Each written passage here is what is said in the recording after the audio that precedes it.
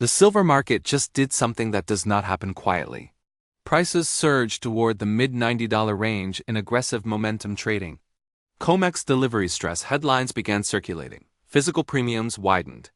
And suddenly the phrase, "silver rush," stopped sounding dramatic and started sounding structural. Whenever silver moves violently, it signals more than speculation. It signals stress. To understand what is happening, we need to separate noise from structure. Silver is not just another commodity. It sits at the intersection of industrial demand and monetary psychology. It is both a metal used in electronics, solar panels, and defense systems, and a historic store of value tied closely to gold. That dual nature makes it uniquely volatile. When growth is strong, industrial demand supports it. When confidence in fiat systems weakens, monetary demand fuels it. When both forces align, silver can move explosively. The recent surge toward $95 did not occur in isolation. It emerged alongside tightening physical supply conditions, increasing delivery interest on futures exchanges, and growing retail demand for physical bullion. COMEX, the commodity exchange where futures contracts are traded, plays a central role in price discovery. Most silver contracts settle financially rather than through physical delivery. But when physical delivery requests increase meaningfully, the structure tightens. Silver markets operate on leverage. The amount of paper contracts traded daily far exceeds the immediately deliverable physical metal in registered inventories. This does not automatically mean manipulation. It means the system relies on confidence and rollover behavior. As long as most traders settle in cash or roll forward contracts, physical inventories remain manageable. But if delivery demand spikes, pressure emerges. That is when headlines about delivery halts or inventory stress begin circulating. It is important to be precise here. Delivery halts do not necessarily mean the exchange is empty. They often reflect logistical constraints, rule adjustments, or contract mechanics interacting with unusual demand. However, perception matters in precious metals markets. If traders believe physical supply is tightening relative to paper claims, the incentive to take delivery increases. That can create a feedback loop. Rising price attracts attention. Attention attracts speculative capital. Speculative capital increases volatility. Volatility increases hedging activity. And hedging activity tightens near-term supply further. Silver is particularly sensitive to this dynamic because its above-ground investment stock is smaller than gold's relative to market size. Unlike gold, which is primarily hoarded and rarely consumed, silver is heavily used industrially. A significant portion of mined silver each year is absorbed into electronics, solar infrastructure, medical equipment, and other applications. That reduces the available float for investment demand during stress periods. Now layer in macro conditions. Real interest rates remain elevated but unstable.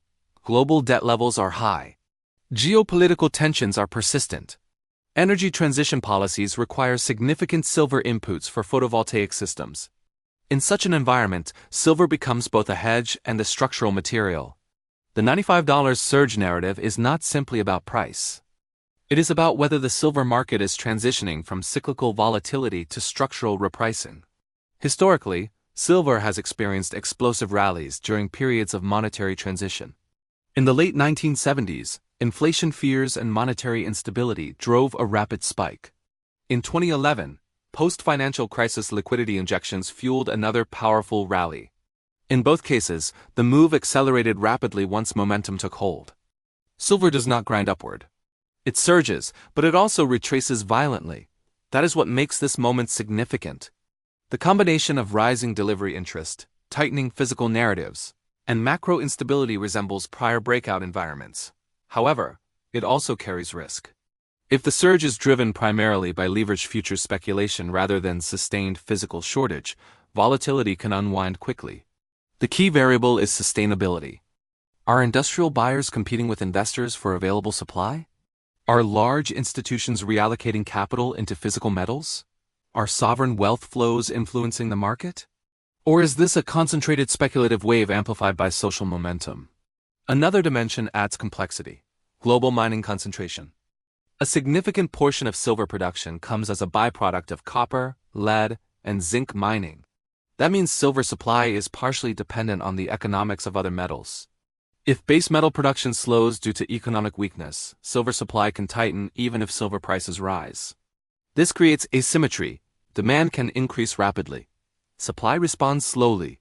That imbalance fuels volatility. The mention of Australia in headlines likely reflects production dynamics or export considerations.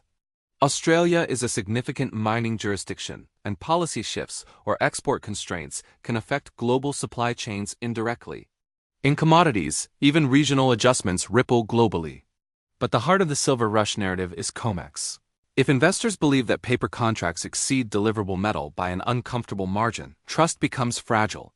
Silver markets function smoothly when participants accept financial settlement. If confidence weakens and physical demand accelerates simultaneously, the structure tightens. This does not automatically lead to default or collapse, but it can accelerate price discovery dramatically. In financial markets, price is a function of marginal demand meeting marginal supply. When marginal demand becomes urgent and supply is inelastic, price does not adjust gradually. It jumps. That is what sharp moves toward $95 represent. Not slow appreciation, shock repricing. Yet caution is essential. Silver has historically been prone to short squeezes, speculative frenzies, and rapid reversals. Volatility cuts both directions. If delivery stress stabilizes, if industrial demand slows, or if real interest rates rise further, momentum can unwind quickly. Therefore, the core question is not whether silver can hit $95. It already has surged near that level. The question is whether this marks the beginning of a structural repricing cycle or a volatility spike within a broader range. Part 2 will explore whether this surge signals systemic stress in paper metals markets, what a true delivery crisis would look like, and whether triple-digit silver is a realistic macro scenario or a speculative extreme. Because in precious metals, price spikes are not just about value. They are about confidence. And confidence is the most fragile commodity of all. If silver's surge toward $95 is not just volatility, then what would confirm that something deeper is happening? The answer lies in structure, not price. Price spikes can be driven by speculation. Structure changes are driven by stress. The first structural indicator is persistent delivery demand. Futures markets like COMEX are built on leverage and rollover behavior. Most contracts are never intended for physical delivery, they are tools for hedging or speculation. But when an unusual percentage of contracts stand for delivery and do not roll forward, that signals tightening conditions.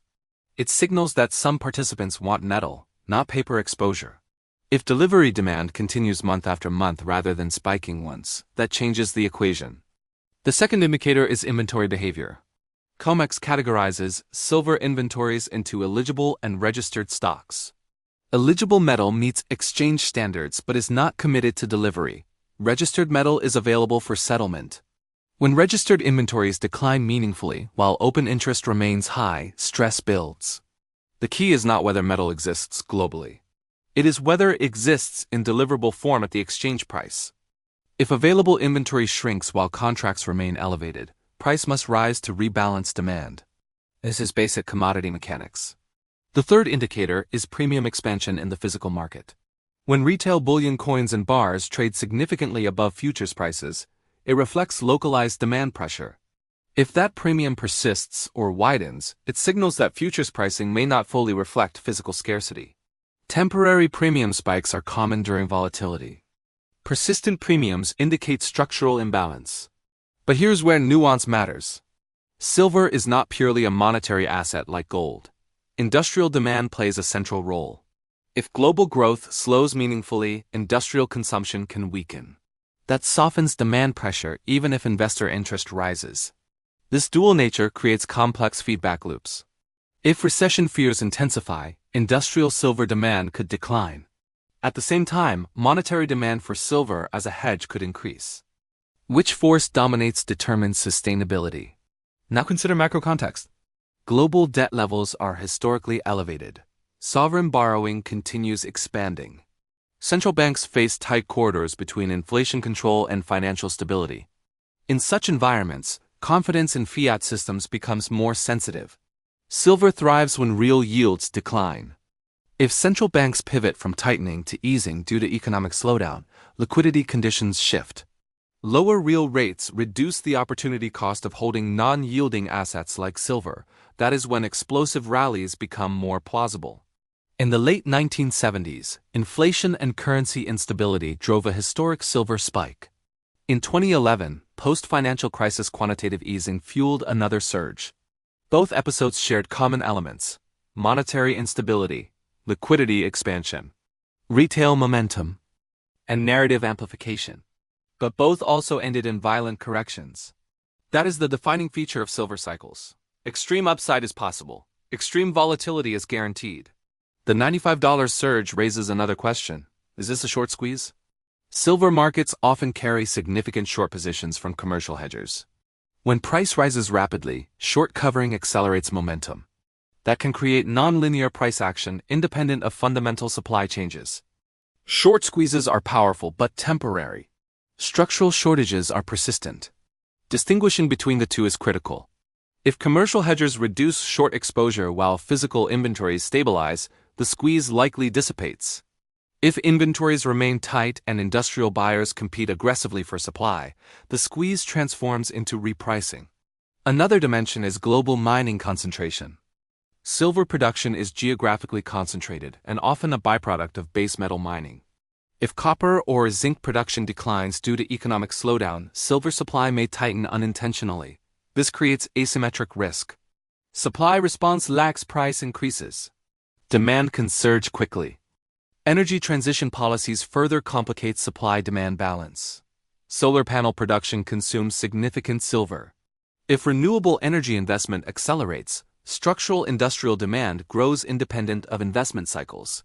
This is not speculative demand, it is policy-driven demand. Layer that onto monetary demand during periods of uncertainty, and price pressure intensifies. Now consider systemic risk. If confidence in futures markets erodes meaningfully, participants may prefer allocated or vaulted physical silver rather than exchange-traded exposure. That shift reduces available liquidity in paper markets. However, claims of systemic collapse must be evaluated carefully. Futures exchanges have mechanisms for cash settlement, rule adjustments, and margin requirements. Delivery halts are often procedural rather than catastrophic. But perception influences behavior. If market participants believe that paper claims exceed available metal by uncomfortable margins, the incentive to secure physical supply increases. That perception can become self-fulfilling. Silver's relatively small market size amplifies this risk. Compared to gold, silver's investment market is smaller and more volatile. It requires less capital to move price significantly. When institutional flows enter aggressively, percentage gains can accelerate rapidly. This is why $100 silver is discussed seriously during momentum phases. Triple-digit silver is not impossible. But it requires alignment, persistent physical tightness, declining real yields, strong investment inflows, and sustained industrial demand. Without those, rallies fade. There is also the question of global capital flows. If geopolitical fragmentation accelerates, commodity markets may become more regionally segmented. Export restrictions, sanctions, or trade disruptions can tighten supply chains unexpectedly. Silver, like other strategic materials, is not immune to geopolitical shifts.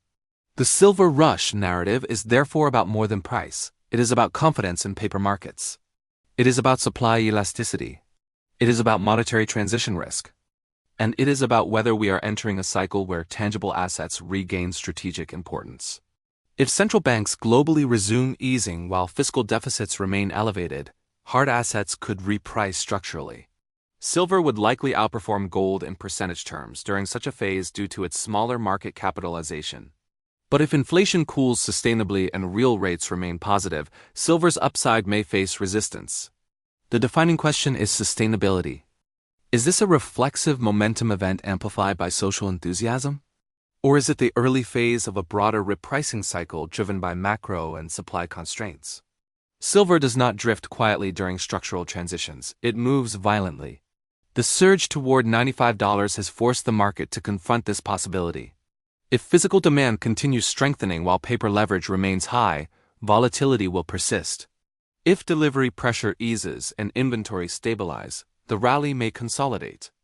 Either way, silver has re-entered the macro conversation. And when silver re-enters that conversation, it usually means confidence somewhere else is being questioned. Because silver is not just a metal, it is a signal. And signals matter most when systems are under strain.